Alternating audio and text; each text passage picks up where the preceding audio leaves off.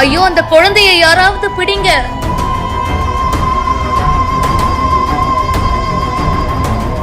வேகமா வந்த சிஎம்மோட கான்வாய் முன்னாடி திடீரென சென்ற குழந்தை.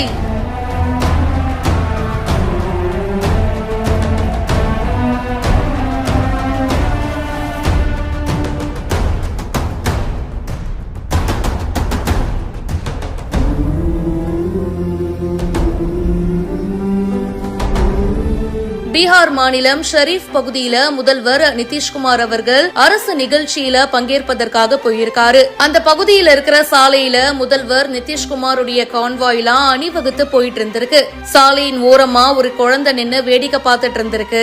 திடீர்னு என்ன நினைச்சதோ தெரியலங்க, சட்டுன்னு கான்வாய்க்கு குறுக்க போக ட்ரை பண்ணிருக்கு. பக்கத்துல ஒரு பெண் காவலர் நின்னுட்டு இருந்திருக்காங்க. நல்ல வேலையா ஒரு செகண்ட் கூட யோசிக்காம துரிதமா செயல்பட்டு அந்த குழந்தைய காப்பாத்தி இருக்காங்க. ஒரு செகண்ட் லேட் பண்ணிருந்தா கூட பெரிய விபத்து ஏற்பட்டு அந்த குழந்தையுடைய உயிருக்கு ஆபத்து ஏற்பட்டிருக்கும். நல்ல வேலையா குழந்தையுடைய உசிரை காப்பாத்தி இருக்காங்க. இந்த வீடியோ இப்ப சமூக வலைதளங்கள்ல வெளியாயிருக்கு.